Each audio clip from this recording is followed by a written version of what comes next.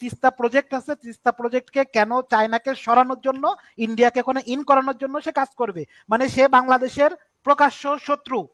ডোনাল্ডো বাংলাদেশের প্রকাশ্য শত্রু, গণতন্ত্রের এগেনস্টে কাজ করছে। কিন্তু আমাদের দেশে বিরোধী দল এখন সেই মডেলেই পড়ে আছে। কিন্তু আমরা কি কাকে বুঝাবো বলেন? বিরোধী দল তো নাই, আমাদের একটাও নাই। যে কয়জন আছে ওই যে চেহারা সুন্দর অথবা অন্য কিছু। স্যার আপনার কাছে ছোট্ট একটা প্রশ্ন, আমি যদি চারবার ভোট কেন্দ্রে গিয়ে যদি আমার যদি ভোটটা যদি প্রয়োগ করতে না পারি, এতে করে আপনি কার অসুবিধাটা খুঁজে পান? এটা কি জনগণের কি অমূল্যায়ন বোর্ডের প্রতি, না সরকারের অনাস্থা বোর্ডের প্রতি? ভারতের এই দুঃসাহসেই বোঝা যায় যে বাংলাদেশ কারা চালাচ্ছে। বাংলাদেশ কি তারা চালাচ্ছে যে যারা টিপাইমুখু বাদের বিরোধিতা করার কারণে ইলিয়াস আলীকে যারা গুম করেছে? বাংলাদেশ কি তারা চালাচ্ছে? এটা আমার প্রশ্ন।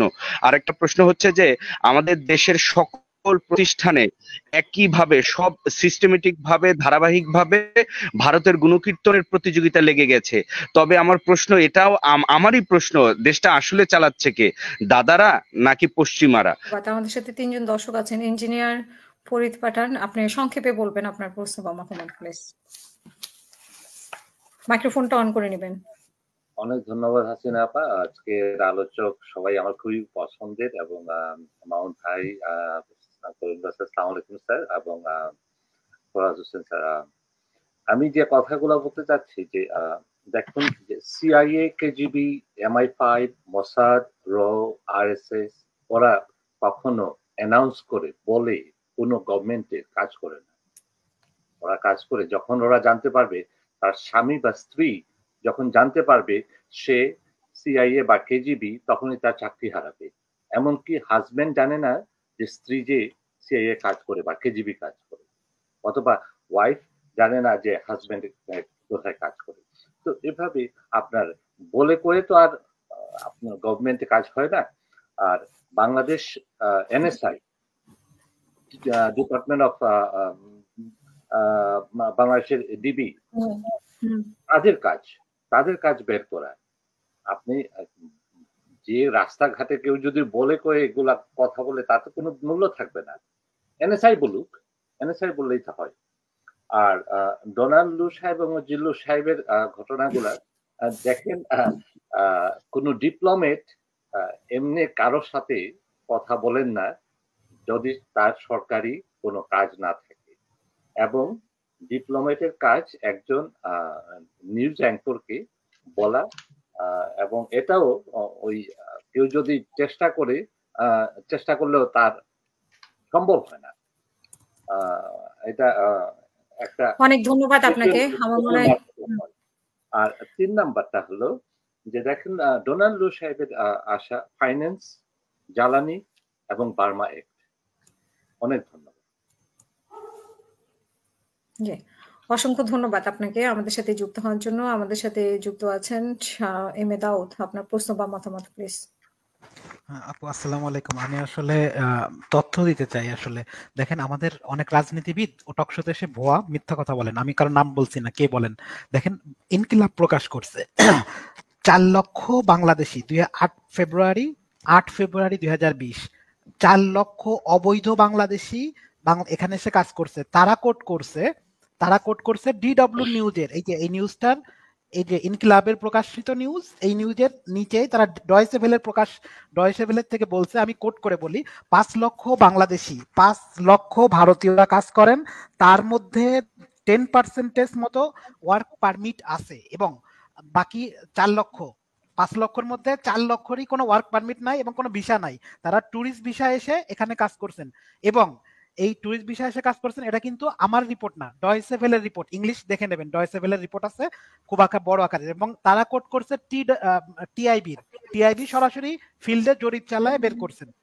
এটা হচ্ছে এই কাহিনী গেল। এখন আসলে বিএমপির বিষয়ে আপনি যেটা হিডিং করছিলেন সেটা বিষয়ে একটু বলি। বিএমপি আসলেও, আমি sorry to say that, BNP আসলেও রাজনীতি বোঝে কিনা এটা আমাদের সন্দেহ আছে।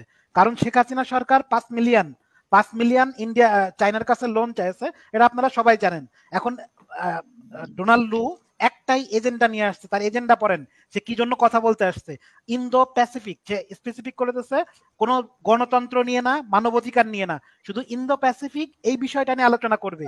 এবং আরো স্পেসিফিক হয়ে বলি, সে তিস্তা প্রজেক্ট আছে, তিস্তা প্রজেক্টকে কেন চায়নাকে সরানোর জন্য, ইন্ডিয়াকে ওখানে ইন করানোর জন্য সে কাজ করবে। মানে সে বাংলাদেশের প্রকাশ্য শত্রু। ডোনাল্ডো বাংলাদেশের প্রকাশ্য শত্রু, গণতন্ত্রের এগেনস্টে কাজ করছে। কিন্তু আমাদের দেশে বিরোধী দল এখন সেই মডেলেই পড়ে আছে। কিন্তু আমরা কি কাকে বুঝাবো বলেন? বিরোধী দল তো নাই, আমাদের একটাও নাই। যে কয়জন আছে ওই যে চেহারা সুন্দর অথবা অন্য কিছু। এই যে আমাদের মামুন সাহেবের মতো ইনারা যদি রাজনীতি বোঝেন, তারা কেউ রাজনীতি ফিল্ডে নাই। যারা আছেন তারা কেউ রাজনীতি বোঝেন না। Thank you. অসংখ্য ধন্যবাদ আপনাকে আমাদের সাথে যুক্ত হওয়ার জন্য। আমাদের সাথে আছেন সোহেল উদ্দিন, আপনার প্রশ্ন বা মতামত প্লিজ। জি, আসসালামু আলাইকুম রহমতুল্লাহ। আমাকে শুনতে পাওয়া যাচ্ছে? জি, শুনতে পাচ্ছি। জি, আমার প্রশ্নটা ছিল ডক্টর কলিমুল্লাহ স্যারের কাছে। স্যার, আপনি আমার সালাম গ্রহণ করবেন। আসসালামু আলাইকুম। আপনি গত পরশুদিন এটিএন বাংলার একটা টক শোর মধ্যে আপনি সাংবাদিকের এক প্রশ্নের উত্তরে আপনি বলেছিলেন যে নির্বাচন নিয়ে মানুষের অনাগ্রহটার সৃষ্টির কারণ কি। আপনি প্রতিমা উত্তর আপনি জবাব দিয়েছিলেন, তাহলে বাংলাদেশের সরকার আইন করা উচিত যে ভোট দেওয়া বাধ্যতামূলক।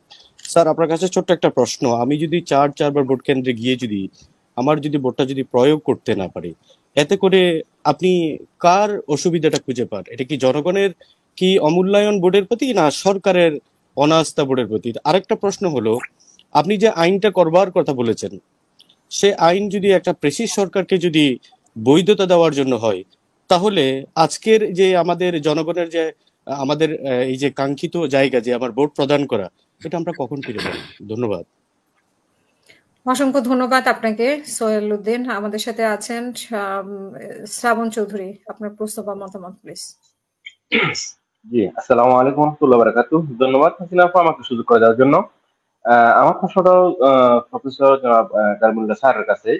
প্রশ্নটা হচ্ছে সেম আমাদের আগের দশকে এটিএন বাংলাতে যে একা ছিলেন ওরা আমি দেখেছি। আমার প্রশ্নটা হচ্ছে, আমাদের দেশের আইন আছে, যার ভোট জনগণ, যার ভোট সে প্রয়োগ করবে, তাই না? তো এখন সে, আপনি যে আইনের কথা বলতেছেন, সে আইনের পরিপ্রেক্ষিতে এই আইনটাও আছে যে জনগণ যার ভোট সে নিজে দেবে।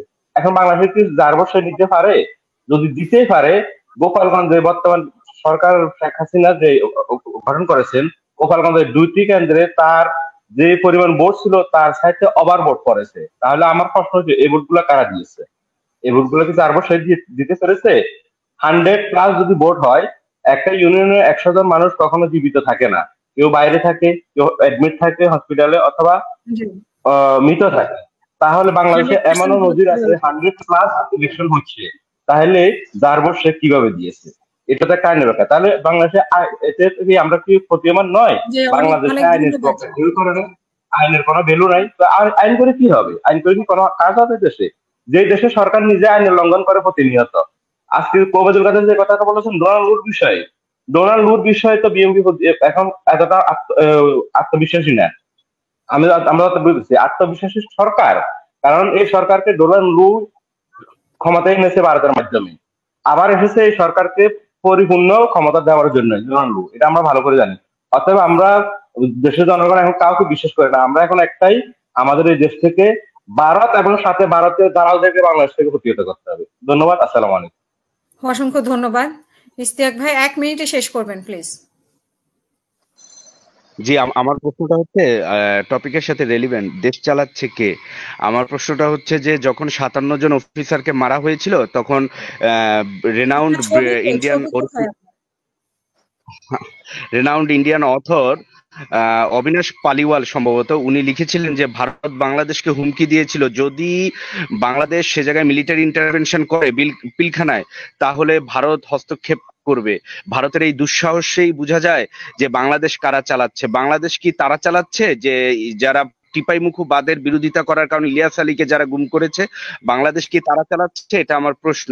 আরেকটা প্রশ্ন হচ্ছে যে আমাদের দেশের সকল প্রতিষ্ঠানে একইভাবে সব সিস্টেমেটিক ভাবে ধারাবাহিকভাবে ভারতের গুণকীর্তনের প্রতিযোগিতা লেগে গেছে। তবে আমার প্রশ্ন এটাও, আমারই প্রশ্ন, দেশটা আসলে চালাচ্ছে কে? দাদারা নাকি পশ্চিমারা? দেশ আমরা চালাচ্ছি না।